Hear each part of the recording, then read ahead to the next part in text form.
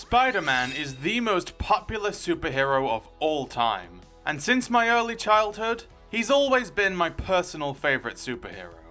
Created in 1962, he's garnered millions of fans over the years, and given this immense popularity, it's no surprise that he's also had quite a few movies made about him, including multiple different iterations and reboots. In this video, we're going to review all of these movies in chronological order, including the recently released Spider-Man Brand New Day, give them a score out of 10, and rank them all from worst to best at the end of the video. It's important to note that I'll only be including films that feature Spider-Man as the main character in this video. I'm not going to be covering any of the Sonyverse Spider-Man adjacent villain movies like Venom or Morbius, for one simple reason. I don't want to watch them. I'm also not covering those made-for-TV Spider-Man films released in the 70s, since truthfully I don't think anyone remembers they exist. It's also important to remember that this is all just my opinion at the end of the day, and you're free to disagree with it if you want. Unsurprisingly, we have a lot to cover in this video, so it's best to strike while the iron is hot and kick this video off. Starting of course with my review of the first Spider-Man movie ever released theatrically. The one that started it all. The original, the classic, the beloved, Sam Raimi's Spider-Man. What can be said about the original Spider-Man film that hasn't already been said a million times? Not only was it revolutionary upon release, and not only is it an incredibly nostalgic and foundational movie for a lot of people, it's also regarded as one of the best superhero films ever released, and a perfect example of how you do a superhero origin story. And I'm here today to tell you that that glowing reputation is completely justified. I really like this movie, and I don't have that many real issues with it. I suppose some of the performances here aren't that great and feel pretty flat, including Tobey Maguire's unfortunately, though he thankfully does get much better in the sequels, and especially James Franco's as Harry Osborn, who by the way, is definitely the weakest character in the film since he's really boring and doesn't have anything to do. The dialogue can also be weird and corny at times, but even then, that corniness just ends up looping back around to being charming, so I can't really complain too much. Outside of those two minor issues, I have nothing bad to say about this film as a movie. It's just a really fun superhero film that's directed in a unique, unorthodox, and quirky way that feels strangely endearing and fun, when it could have easily come across as off-putting or weird. Its story is also pretty great, delving into themes of power, responsibility, and choice, and exploring them well in my opinion. On top of that, the pacing of the story is pitch perfect, with each major event in the plot playing out in a really natural way. The film's biggest strength though, is by far its characters. Outside of Harry, who as I've already mentioned is kinda lame, this is a great cast of characters. The rendition of Peter Parker in these Raimi films is a well-written protagonist, especially in this first film where he gets a great arc about learning to use his powers responsibly and for the greater good, even if he didn't ask for them and initially used them selfishly. Though, if I had to bring up one small nitpick I had with this movie, and this trilogy as a whole, it's that while I think Peter Parker's characterization is pretty good, his personality when he dons the mask as Spider-Man leaves a lot to be desired for me. He lacks a lot of the charisma that I think makes Spider-Man appealing, and he feels like a pretty bland version of the character on the surface. On the complete opposite end of the spectrum though, the Green Goblin in this film is anything but bland.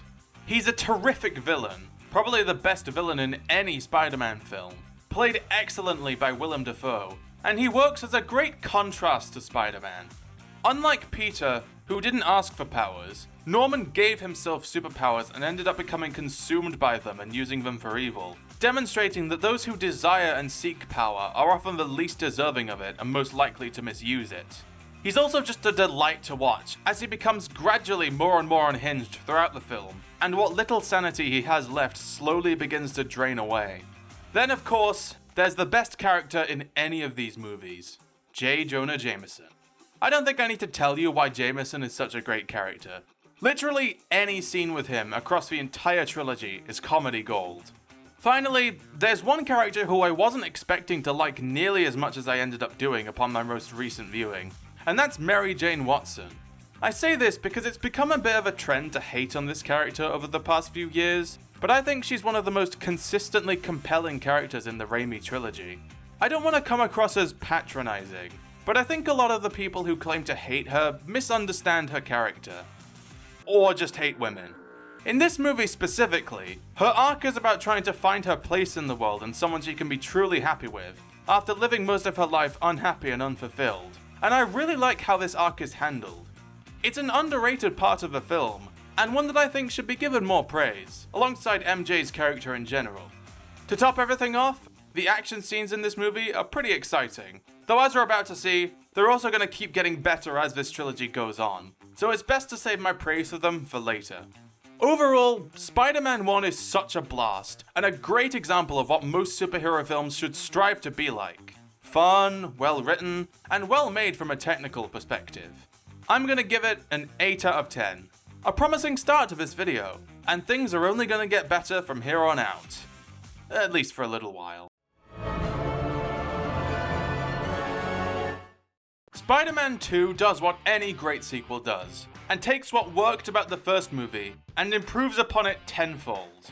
Once again, we have a great story here to work with, and another great arc for Peter to go through about learning to balance his responsibilities as Spider-Man with what he wants as Peter Parker. And just like last time, it's handled really well, and by the end of the film, he becomes a much more selfless and honest person than he already was. The other characters are also given solid writing as well. MJ's character arc here feels like a good continuation of her arc from the last film, and although the writing for her and Peter's developing relationship is admittedly a bit all over the place, it's handled okay. Harry also finally has something substantial to do in the story, making him a big improvement over how he was in the last film. And Aunt May stands out here way more than before, as she sort of becomes Peter's guiding light and moral compass in these films. Then there's our brand new villain, Dr. Octavius. I know he's a fan favorite movie villain among the Spider-Man community, so I was expecting to really like him going into my recent viewing. But I'll be honest, and this'll probably be the first of many controversial takes I share in this video, but I was kinda underwhelmed by him, and he might be my only big problem with this movie. He's not a bad villain by any means. He's cool and fairly intimidating, and Alfred Molina obviously gives a good performance. But he's also not nearly as compelling or well written as he could be, especially compared to Green Goblin.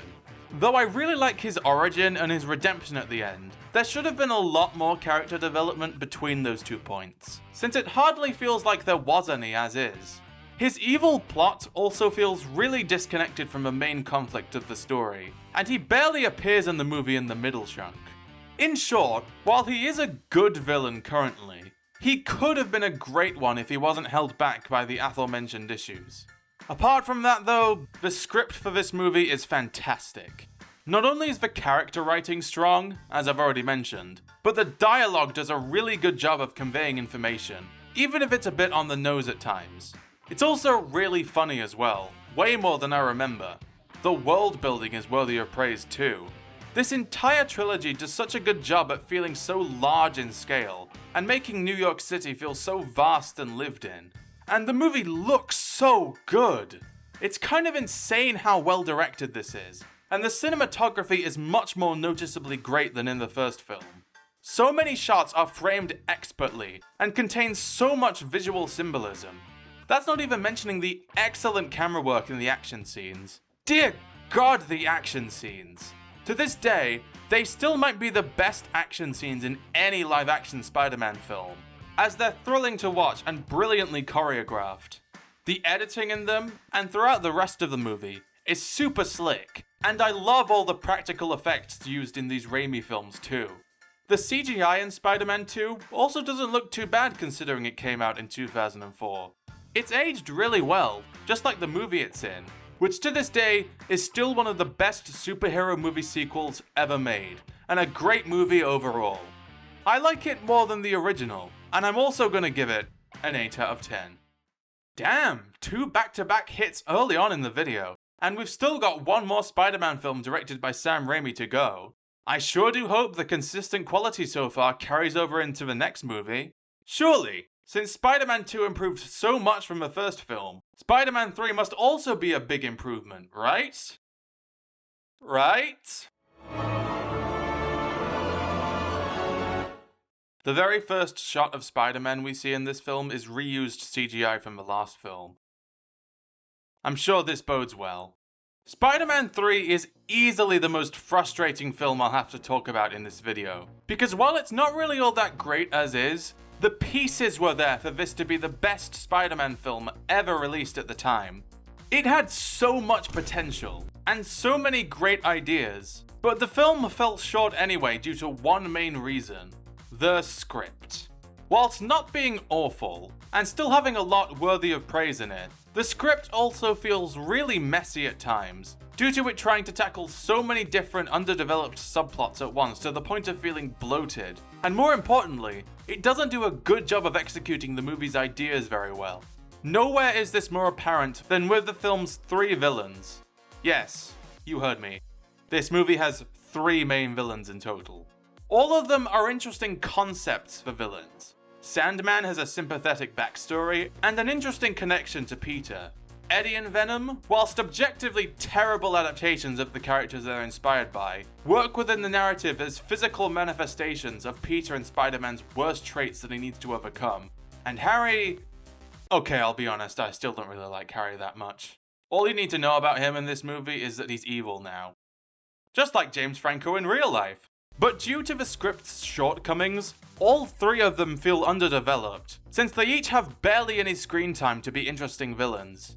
This can be attributed to the fact that, again, there's 3 of them for some reason, and they all individually need time to develop that the movie just can't give them because it has to focus on all 3 of them at once. Not to mention, there's also like 50 other subplots going on at the same time, so that makes things even worse.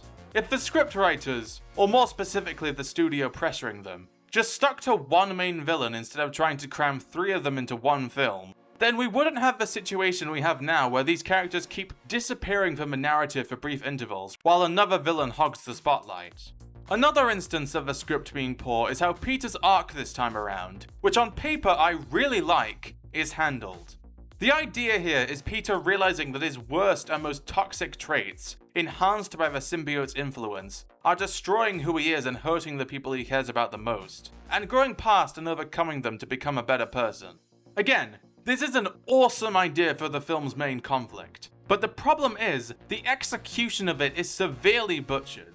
Firstly, in order for this plot point to even happen in the first place, they had to make Peter behave like a massive jerk at the beginning of the film, even before he gets the symbiote, which I wouldn't mind in a vacuum if there was more build-up to this drastic change to his character, and we actually got to see him growing more self-centered and arrogant over time, but there isn't. We start the movie, and he's just suddenly behaving completely differently to how he normally acts or how he was at the end of Spider-Man 2. The change comes out of nowhere, and as a result, his jerkishness just ends up feeling out of character instead of feeling like a natural development, therefore making the whole conflict feel more forced, as they had to make Peter act out of character for the story to happen. Then there's how they chose to depict his character's self-destruction towards the middle of the film, by turning him into... this.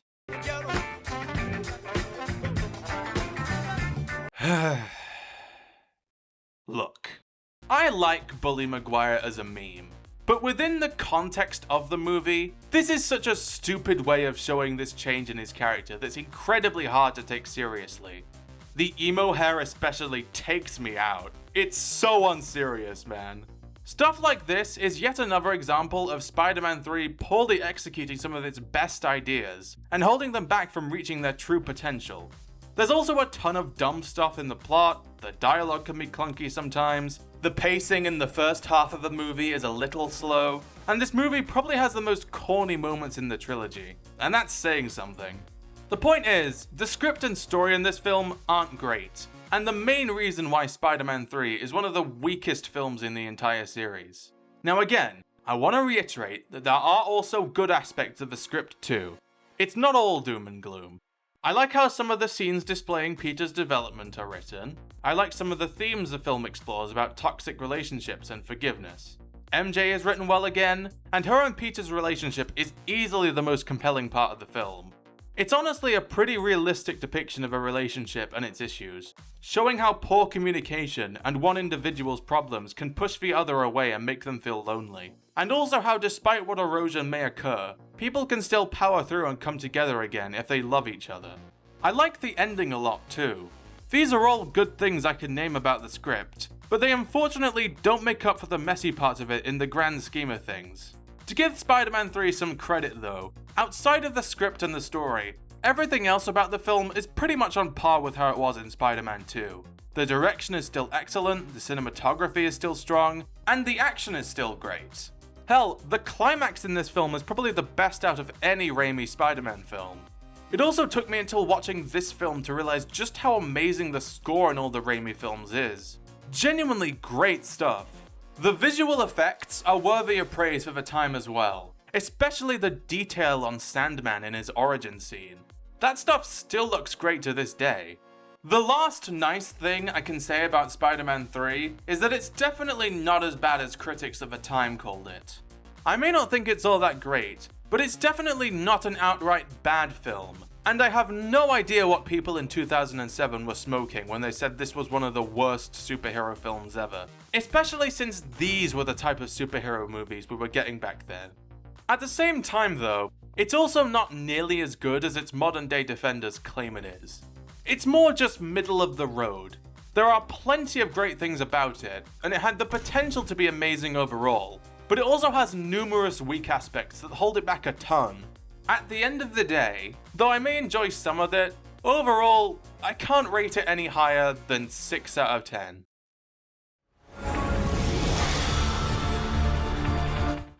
Now that we're done talking about Spider-Man 3, the Sam Raimi trilogy has officially come to a close, and we now have a new live-action reboot of the Wallcrawler to talk about, the Amazing Spider-Man series. This short-lived duology kicked off in 2012 with this first film, which I think is pretty solid all things considered. Not great, but pretty solid. This is a movie with a brand new origin story for Spider-Man, and once again, I think Peter's character arc is a highlight of the film, and it's handled really well. Hell, dare I say it? I think it might be handled even better here than it was in Spider-Man 1, since a lot more time is spent having Peter develop and grow into the role of Spider-Man, learning what he should use his powers for in a more complex way, and becoming a selfless individual who dons the mask to help people instead of just for revenge like he initially used it for. It helps that across both films, this is just a really good rendition of Spidey as far as characterization is concerned. Andrew Garfield really nails the charisma I want out of Spider-Man, and his Peter Parker ain't bad too. The character writing across the board is really good in this film. Everybody feels so fleshed out and complex, to the point of almost feeling like real people, and the dialogue sounds very natural. I also love the relationships the characters have with each other, like Peter's relationship with Uncle Ben, and especially his relationship with Gwen Stacy. These two really are the best part about the TASM movies. Their chemistry is electric, and they are so cute together. Gwen's dad, Captain Stacy, also stands out as one of the better characters in the film, going through a solid arc of his own about learning to respect Spider-Man. Though I do wish he was in the movie a bit more so that his final sacrifice left more of an impact. You know what character I didn't like that much though? The villain. The Lizard kinda sucks as an antagonist in this film. His design is atrocious, and his motivation and plan are comically stupid. He might be the worst villain in any of these Spider-Man films. Outside of the characters, the plot is pretty solid, though I do have some small nitpicks here and there. I don't mind the idea of the mystery surrounding Peter's parents, but it is pretty funny how the entire plot point gets completely dropped after the first act, and is never mentioned again until the second movie. I also don't like the ending of Peter going back on the promise he made to Captain Stacy. Narratively, I think it would have been better if he kept his promise, especially since he just ends up breaking up with Gwen again at the start of the next movie. So what was even the point? Additionally, the pacing at the beginning of the film feels really fast, as we're dropped into the main plot immediately with very little time to set up the characters or the world first. From a visual standpoint, I'd say this movie looks quite nice. The lighting is really good, and there's a few cool shots sprinkled throughout the film. The CGI also looks incredible. To this day, the TASM movies still have the best looking CGI in the Spider-Man series, which is kinda crazy. Although, one minor critique I have with the visuals of this film is that I think the color grading is a bit drab. Honestly, that drabness is kind of an issue I have with the film as a whole. The tone of this movie specifically is trying really hard to be serious and grounded, and I just don't think it works for Spider-Man, and it makes this film feel kinda dull at times. Last thing I want to note before wrapping things up here, the editing in both TASM movies is a bit whack. There's too many jarring cuts, and you can tell that the movie was edited by multiple people. I know I've spent a lot of this segment complaining about TASM 1, but at the end of the day, I still think its positives outweigh its negatives, and it's a good movie overall. As for the score I'd give it, I think a 7 out of 10 is fair. A solid start to a new iteration of Spider-Man, which they immediately messed up only one movie later. I think it's fair to say that out of all the Spider-Man films we've gotten so far, The Amazing Spider-Man 2 is easily the weakest one. Overall, it's not a very good movie, though, like Spider-Man 3, there are good things about it that almost trick you into thinking it won't be that bad at first. Again, most of the non-story related things are on par with how they were in TASM 1, if not better. The CGI is still incredible, the cinematography is still good, character writing and dialogue hasn't taken a nosedive, Spider-Man's characterization remains strong, etc, etc, etc. Furthermore, many things have been improved since the first movie, and they even added a few new things that I like. They thankfully scrapped the overly serious tone for this sequel, and now we have some actual good color grading that isn't overly dull. We've got a new score by Hans Zimmer too, and as expected, it rules. The movie's main theme and Electro's theme go so unbelievably hard. Additionally, the action scenes this time around are crazy good. Everyone always talks about the first swinging scene, and yeah, that scene is incredible and captures the exact feeling a Spider-Man film should have. But both Spider-Man's fights with Electro in Times Square and at the power plant are incredible too. More importantly though, they greatly expanded the role of Peter and Gwen's relationship in the plot. And it's the one thing I like about said plot. Not only did the pair still have fantastic chemistry, but their storyline is honestly really sad. Since although they're probably better off and more safe apart from one another, they can't bring themselves to give up what they have because of how strong their love is, which ultimately leads to the tragedy of Gwen's death, a direct result of Peter breaking his promise to Captain Stacy, in a scene which is still really effective and saddening to this day. It's great stuff, and unfortunately, this is where my praises of Amazing Spider-Man 2 end.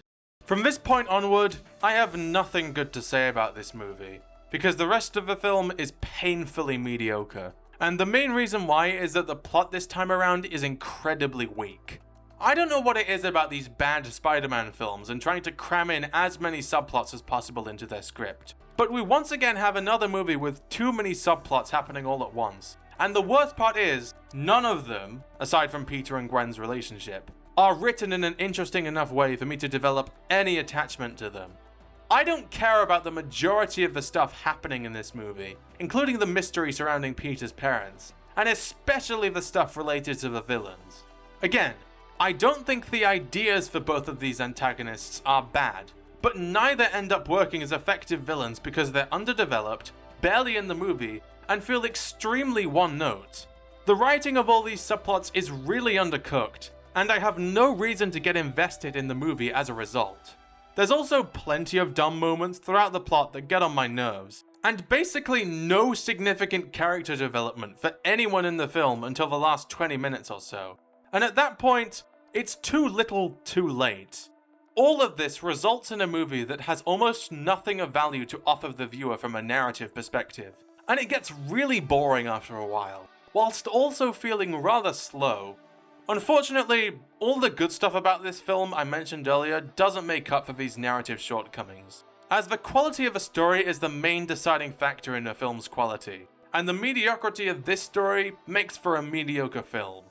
This is a 5 out of 10 movie that had such poor reception upon its release that it literally killed the Amazing Spider-Man series before it could even get properly started, forcing Sony and Marvel to reboot the character once again. Thankfully though, as we're soon about to see, They did a pretty damn good job with that reboot. We now approach the modern era of live-action Spider-Man films, starring Tom Holland as the webhead himself. This current era is looked at fondly by a lot of people, though over the years, there has been a rise of a vocal minority who don't, and make that fact known frequently. Unfortunately for anyone in that vocal minority who's watching this video, I am not one of you. I really like these movies, especially Spider-Man Homecoming. This was at one point my favourite live-action Spider-Man film, and that was mostly because of one reason. This version of Peter Parker. I find the way he's written in this film to be surprisingly compelling. His characterization is solid given that this version of Spider-Man is meant to be still a bit wet behind the ears at this point in his career. But beyond that, his character arc here is probably my favourite arc a Peter Parker has gone through on the silver screen. He goes through a lot of development over the course of the runtime and learns so many valuable lessons about what it means to be Spider-Man. His main goal is to prove himself to others as a competent hero, which he achieves successfully through hard work and finding strength and resolve within himself to fight, which in the process also proves to himself that he's good enough to be doing what he's doing. Along with that, he learns that being a hero involves more than just having a good time and fighting crime like he initially thought, including hardship, sacrifice, and selflessness, and he ends up taking on all this new responsibility in the end because he knows it's the right thing to do, even after he has to sacrifice something important to him for the greater good. He gains more agency and independence, as by the end he doesn't need to rely on the Stark tech he previously used to do his job, proving that he's more than just his powers and the suit he's wearing. He learns to appreciate the overlooked parts of his life as Peter Parker, and in general, he matures a lot over the course of the story. Overall, he has a surprisingly in-depth character arc that endears me to him as a character, and to the movie overall. It makes for a great Spider-Man story, and thankfully, there's a lot of other stuff I like about the movie as well. I like the supporting cast a lot, particularly the movie's main villain, the Vulture. I like how, in the grand scheme of things, he's just kind of a normal guy trying to make ends meet, just through unethical means, instead of the maniacally evil type we see in a lot of superhero films. It's a unique choice for a villain, and he fits the more small-scale and personal type of story the film is going for. Speaking of the plot, it's a pretty fun time, and I like that there's a small mystery element to it, of Peter needing to figure out where all these weapons are being dealt from. The script is pretty solid, and contains plenty of good jokes and comedic bits that make the film very rewatchable. Additionally, I like all the action scenes here, as they're pretty entertaining to watch. I also have some opinions on the direction of this film/series that might be a bit controversial. I've seen a lot of slander for Jon Watts over the past few years, and honestly, I think he's a bit overhated. Sure, he's probably the weakest Spider-Man director out of the ones we've had so far, but he's certainly not bad, and I think that shows in this movie. The direction is actually pretty solid. The lighting and color grading, on the other hand, that I don't have a defense for. I'll fully admit that the Home trilogy, in spite of how much I like it, doesn't look the best. But thankfully, that lack of visual source is my only real problem with Spider-Man Homecoming as a whole. Other than that, it is a really fun, well-written, and underrated Spider-Man film. This might be controversial, but I'd also give this an 8 out of 10. Now things are going to get a bit weird, because in between the release of Homecoming and its sequel, Far From Home, we also had a separate, unrelated animated Spider-Man film come out that we need to address. It feels a bit strange to interrupt the section of the video relating to Tom Holland's Spider-Man to go on a side quest of sorts, but I'm certainly not complaining, because that way, it means I get to talk about spoilers for the end of the video, but these Spider-Verse films are the best ones, and it's not even remotely close. Unless Brand New Day, which I still haven't seen at the time of me writing most of this script, is some earth-shattering masterpiece, how could any of these live-action films ever compete with this movie alone, let alone its sequel? For starters, the writing in Into the Spider-Verse is top tier. The story delves into themes of identity and personal growth, exploring them really well in the process, and the main characters we follow are incredibly well written. Miles Morales is a great protagonist who goes through a multi-layered and well-told character arc in his journey to become Spider-Man. He learns what it means to be a Spider-Man, as you'd probably expect, but he also overcomes the expectations placed upon him by the other people around him. And more importantly, learns what makes him his own unique Spider-Man, separate from the others, and embraces that. It's a journey about a young person figuring out who they are in the world, and it's really compelling, as is Peter B. Parker's journey of overcoming his depression and personal obstacles and finding new meaning in his life through mentoring Miles. Other characters I like include the likes of Jefferson and Aaron Davis, whose relationships to Miles are really important in the story for his development. It's all round just an expertly written film. And if that was all Into the Spider-Verse was, I wouldn't be complaining. But we haven't even talked about the best aspect of the movie yet. The visual presentation. Oh my god, this movie looks spectacular. The art style that blends 2D elements with 3D models and environments to simulate the look of a comic book brought to life is absolutely gorgeous, and it's animated in such an incredible way. You can clearly tell when watching the movie that so much effort and passion went into constructing and animating every scene and every little detail. This feels like one of the most well-crafted animated movies of all time, and I don't think I really need to tell you how revolutionary this movie was for animation at the time. The bold swing the team behind this movie took to create a unique visual style ended up paying off tenfold, as it was so universally beloved that it ended up inspiring the entire Western animation industry to experiment more with these hyper-stylized, hybrid art styles, creating a new wave of gorgeous animated movies. You can feel this movie's influence in so many beloved animated movies that have come out in the past decade or so.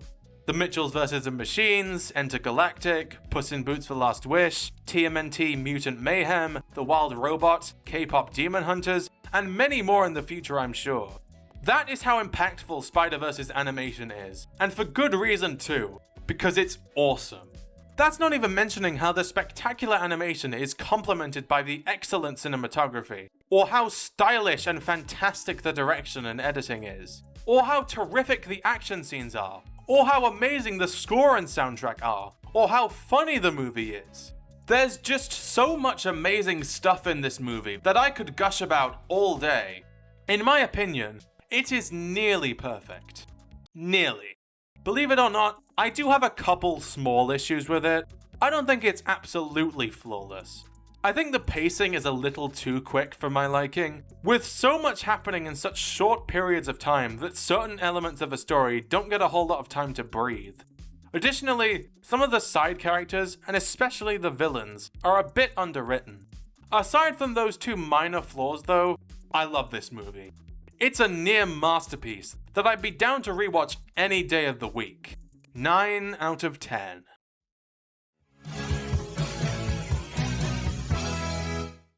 We now return to our regularly scheduled programming, with Spider-Man: Far From Home, the film that's probably the most divisive out of the modern era of Spidey flicks. A lot of people love it, but at the same time, there's a weird group of people, mainly on Twitter, who have such a strong hate boner for it.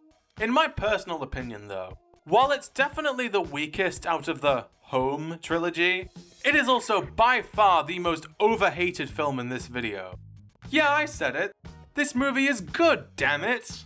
It definitely has its dumb moments, and I think it falters a bit towards the beginning, but overall, this is another fun superhero movie, with another good character arc for Peter to go through.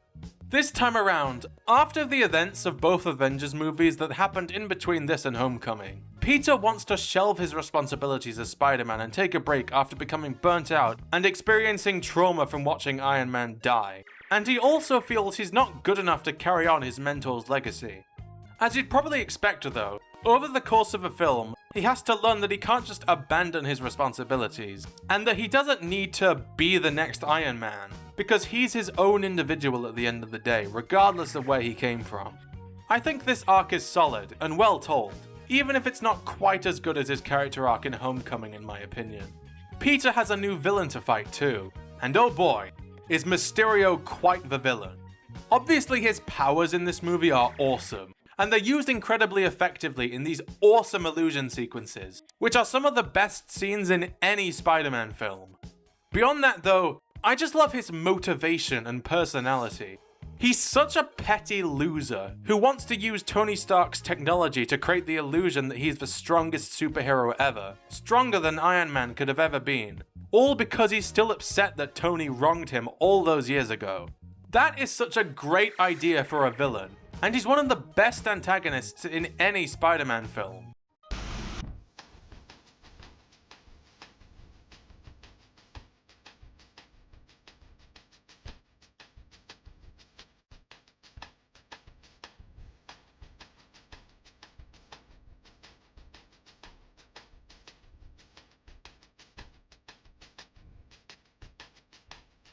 The final illusion he casts towards the end of the movie also leads to what is probably my favorite climax I've talked about so far. I don't know why, but something about this set piece and the way Spider-Man takes down all the drones and Mysterio really works for me. One more minor thing to note, I like what they do with MJ and Peter in this movie. They aren't my favorite on-screen Spidey couple, but they are pretty cute together, and I like how their relationship develops over the course of the film. Other than that though, most of what I said about Homecoming, both the good and the bad, carries over into this film and remains consistent. Honestly, I don't have as much to say about this film on its own than most of the other films in this video. It's good, it's overhated, it's a 7 out of 10. And now, it's time we talk about the big one. 1, 2, 3. I would lie to. Look. I think we can all agree in hindsight that No Way Home is a flawed movie. In spite of how hyped people were at the time for a movie that brings all the characters from the other live-action Spider-Man films together in one movie, it undeniably has a lot of issues. The story has many plot holes and plot conveniences. The visuals have never looked worse in a Spider-Man film, with the color grading and lighting remaining flat for most of the runtime, along with surprisingly dodgy visual effects and CGI. The tone is a bit inconsistent, you get the idea. The truth is though, while I acknowledge these problems, I still really like the movie overall. It's a great conclusion to the Home trilogy, as well as a great celebration of all the Spider-Man films that came out before. It brings back all the major characters from the Tobey Maguire and Andrew Garfield movies, and I really like how they're incorporated into this story. As while the filmmakers could have easily just shoved them into the story arbitrarily for cheap fan service, they actually did a good job expanding on their characters and giving them meaningful things to do here. With Peter 2 and Peter 3, as the film calls them, coming back, we get to see how they've grown since we last saw them, and they're able to use their experience and knowledge to act as great mentors to Peter 1. As for villains, characters like Doc Ock and Electro get extra development that we weren't able to see in their original movies, and by the end, they become much more well-rounded characters than they ever were before in my opinion. And then there's by far the best returning character, the goddamn Green Goblin. The best Spider-Man villain before his return, and still the best after. He's an absolute menace in this movie, pushing Peter to his absolute breaking point and putting him through hell, all in an attempt to transform him into someone like him. Truly, the undisputed GOAT of these movies. Speaking of Peter Parker himself, his story and character arc in this movie are another reason why this film's well liked. His life is literally a living hell here, with everything he cares about falling apart in one way or another, and every time he tries to be the best Spider-Man he can be and do the right thing, it ends up blowing up in his face. He's forced to question if what he does is worth it for him, whether it's worth trying to be responsible and helping these people if it's only going to make his life more miserable. It's a struggle I think most people would crack under, but thanks to Peter's resolve and the incredible support from his friends, family, and the other Spider-Men, he's able to overcome it and keep fighting to do the right thing, even if it means sacrificing everything he cares about, because that's who Spider-Man is. It's a fantastic arc that makes the film's story surprisingly compelling, and after 3 movies of Peter having great writing and character arcs, I think it's fair to say that No Way Home solidified for me that Tom Holland's Peter Parker is the best written live-action Spider-Man we've gotten so far in my opinion, and my personal favourite too. Something else I appreciate about this story is how emotional it's trying to be, with the most emotional moments out of any Spider-Man film so far, and I'd say they work quite effectively. The action scenes are still good. In fact, this might have the best action scenes in the Home trilogy, with scenes like the Doctor Strange fight, the showdown with Green Goblin at the Block of Flats, and the final battle being the highlights. The comedic bits are also still funny, even if they clash a bit with the film's darker tone in the second half, as I alluded to earlier. Finally, aside from all I've mentioned already, the filmmaking on display is on par with how it was in the previous films. That being pretty average, but not bad. Altogether, No Way Home is definitely a bit of a messy film, due to all its evident flaws and issues. But underneath all that, the core of the movie is still really good, and I don't think enough people give it credit for that. It's an enjoyable time, and I'd give it another 7 out of 10.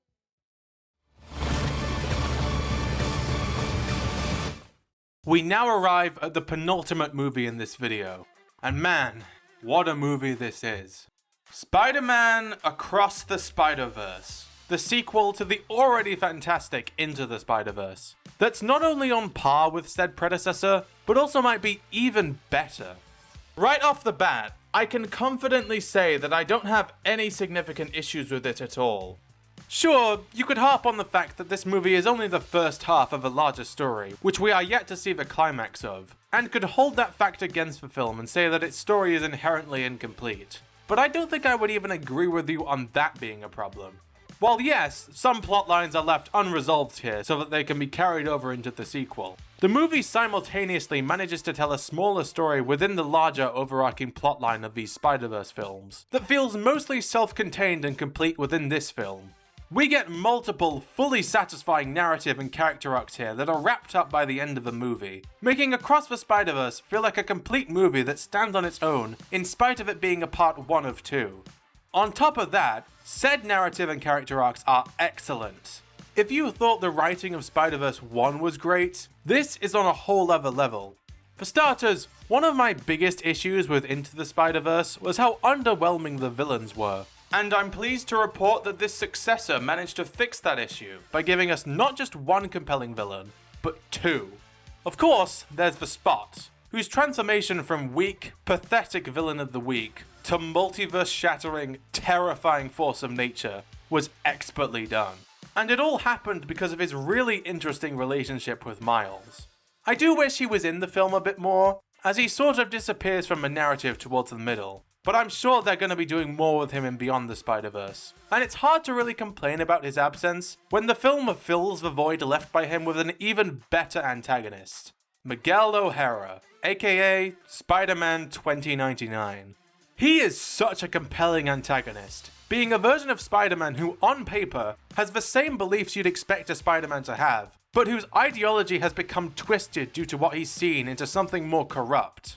He's a dark reflection of what Spider-Man could become, and he will stop at nothing to get what he wants. I love how he's written in this film, and he's another one of my favorite antagonists in these movies. The Spider Society he creates is also not only a cool concept, but represents one of the core themes of the film: how communities and spaces can become corrupted by toxic ideals, and ostracize outsiders who they believe oppose them. It serves as an important stepping stone for both Miles and Gwen's journeys, who both get incredible new arcs in this film.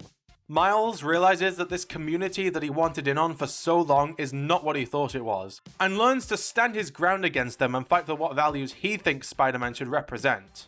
Meanwhile, Gwen, who as an aside, is a much better character in this than in the previous film, gets inspired by Miles' choices, and learns to reject the toxic influence of the Spider Society as well, despite her initially joining it because she had no other community who accepted her due to her identity, and creates her own space for people like her to exist in. Both of them are extremely well-written character arcs, and the story they're featured in is probably the best I've covered in this video so far.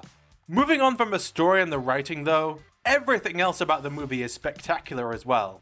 I liked the music in Into the Spider-Verse, but I adore the Across the Spider-Verse soundtrack.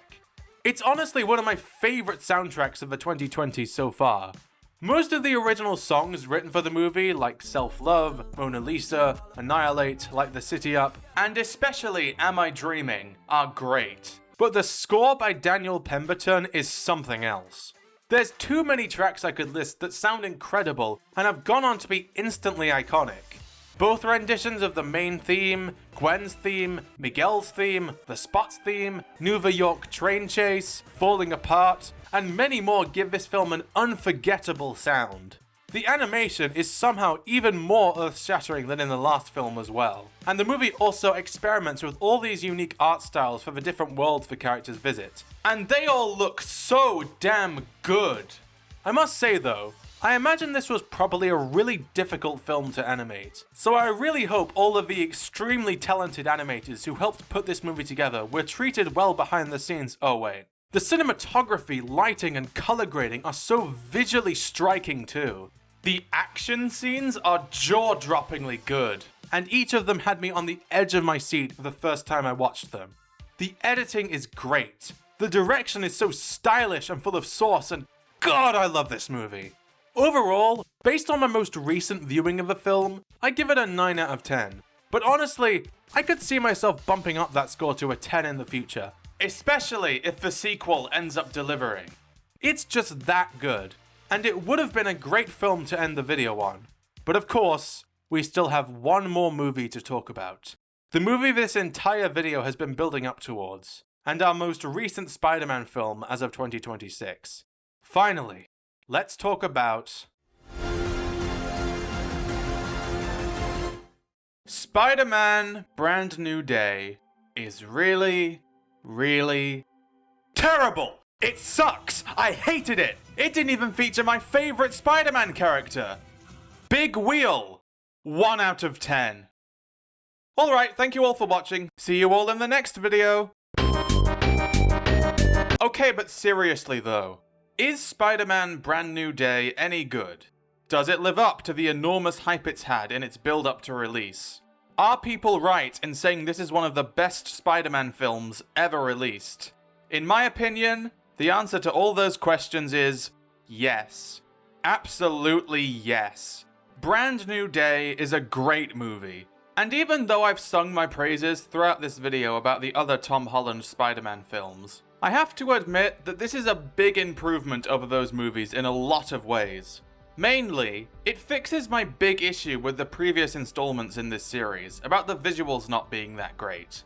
While I wouldn't say it's an amazingly shot movie or anything, the cinematography and color grading are noticeably better here. By some miracle, Brand New Day actually looks like a real movie, instead of looking like sludge, like most of the other slop the MCU has been churning out ever since its inception. Most of the time. Admittedly, sometimes the CGI and other visual effects look a bit rough, particularly the green screen effects. Anytime there was a shot involving actors standing in front of green screens, it was very noticeable, and took me out of the movie a bit. But those are only minor issues with the film's visuals as a whole. Overall, the movie looks nice, for MCU Spider-Man standards. The direction is also pretty solid, especially in the action scenes, which I thought were very well done in this movie. The fights these characters get into are choreographed very well, and the camera movement was consistently very creative and engaging. If you like good action in your superhero movies, you're going to like this movie. Even if I do think films like Spider-Man 2 and TASM 2 are still slightly superior in that department.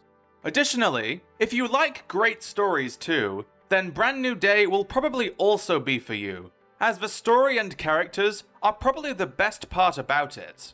The plot is admittedly much smaller in scale than it usually is in Spider-Man films, but I kinda like that. I like that this movie is keeping things simple, rather than trying to outscale Far From Home or No Way Home. Instead, opting for a much more intimate approach, where we spend more time focusing on the characters, who are all pretty good across the board.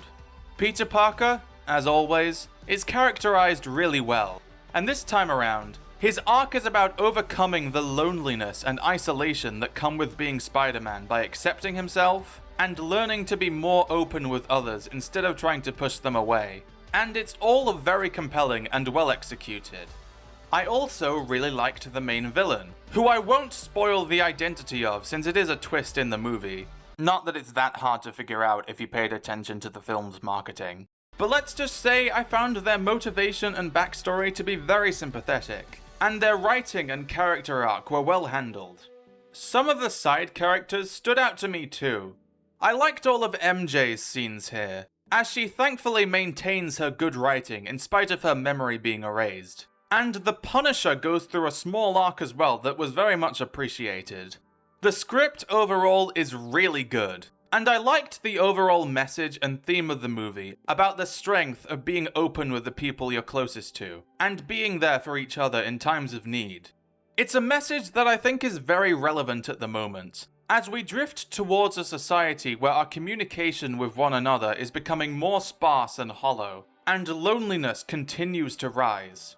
I hope people who watch this get something meaningful out of it, or at the very least, appreciate that altogether, Spider-Man Brand New Day is a great film. Is it my favorite Spider-Man film? No. Is it at least my favorite live-action Spider-Man film? Also no, though it is pretty close to be fair. Did I still really enjoy it? Yes, and I can confidently recommend it to anyone who hasn't seen it already. And for the final time in this video, I'm going to give this movie an 8 out of 10. Overall, Spider-Man has had a really good filmography ever since he debuted on the silver screen in 2002. Sure, there's been a few duds here and there, but the vast majority of Spider-Man films are really damn good. And as a Spider-Man fan, that makes me really happy. Enough about that though. Now it's finally time to actually rank the Spider-Man films from worst to best. This was a surprisingly difficult list to decide, and some of the positions may change slightly in the future, but right now, this is what I'm feeling.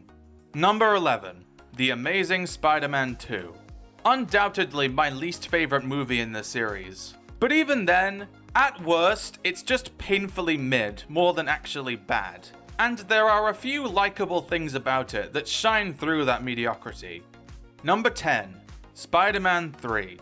A decent mess of a movie that has a lot of issues that hold it back, but simultaneously has some of the most compelling elements in the Sam Raimi trilogy sprinkled in as well. It had the potential to be amazing, but unfortunately, as is, it's a bit undercooked. Number 9, The Amazing Spider-Man. From this point onwards, I really like all of the films in this ranking.